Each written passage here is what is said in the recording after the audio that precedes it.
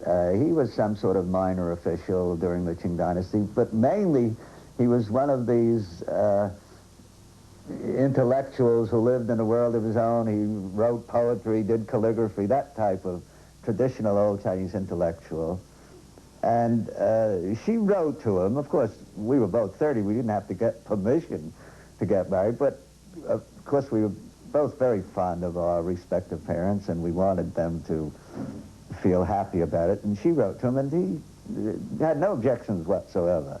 Apparently a man of civilized, cultured, urbane sort of man. It didn't disturb him a bit. And my Jewish mother had exactly the same reaction. She said, yeah, nice girl, if you like her, sure, I'll marry her.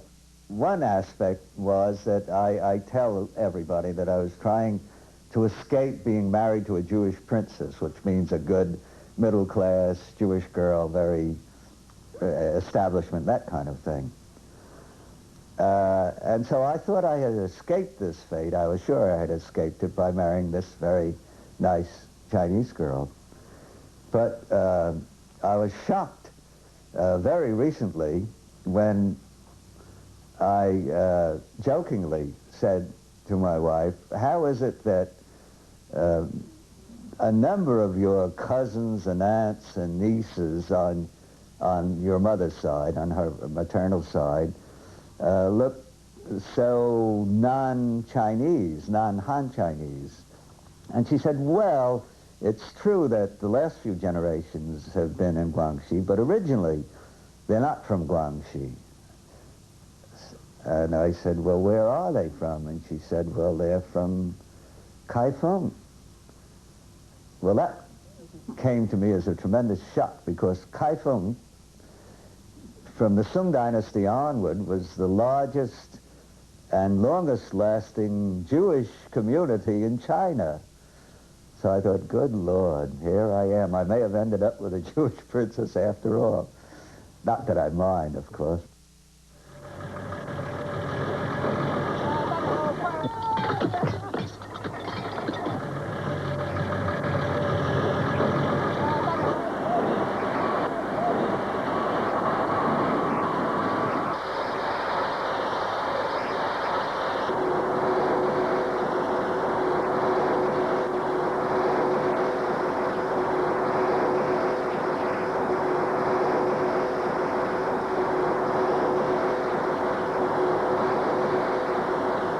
Looking back now, I see that I was quite wrong about a number of things, and I suppose we have to include the communes in the Great Leap Forward.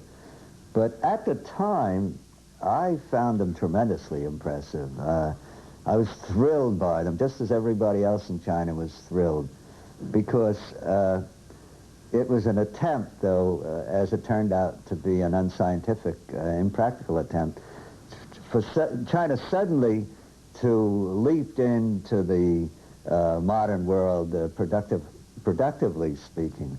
Before, China had been rather blindly following the Soviet model, and it was this backward agricultural country trying to go into heavy industry. And concomitant with that was something that became known later as the Big Leap Forward or the Great Leap Forward. Now here again, I found this to be tremendous, very impressive. And this was more on the industrial side. I remember going with a Chinese reporter down into Hunan and going up into the hills where these were barren hills that had nothing really that you could see. And now suddenly at night, it was alive with lights, with fires. And then when you got close, you saw that they were all very crude kind of furnaces where they were puddling low placer ores that they found in the mountains. And these furnaces were being manned by women, many of them. And this, again, was a tremendous revolution for China, which had been very male chauvinist and very feudal. And these ladies had come out and saying, anything the men can do, by God, we can do.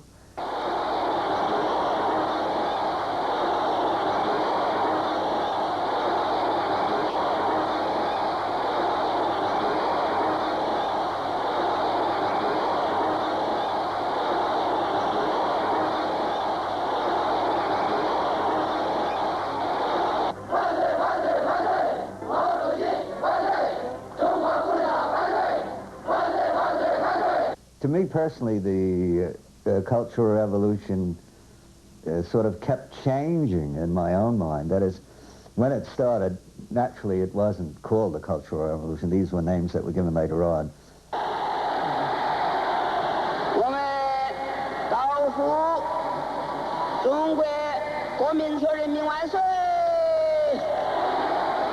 And it started out originally, so far as I was concerned, as something that would be a sort of a great kind of town hall meeting where different people in different fields of endeavor would all sit down, and then they would talk about how to improve their particular thing.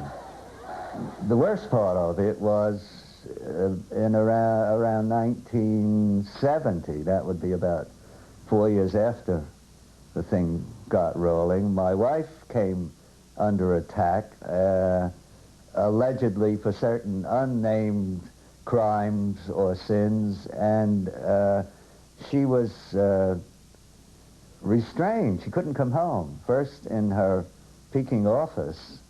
She was then in the Chinese Dramatists Association, or the Chinese Theater Association, and they wouldn't let her come home. And I would go to see her every night, and I would read the posters that were put up about her, and I couldn't find anything very specific. And I remember asking, first I think it was there was a sort of a workers group who were supposed to be running the Cultural Revolution in her organization, and I would ask these people, who seemed like perfectly nice guys, you know, what's she charged with, what's she supposed to have done? And they said, we don't know.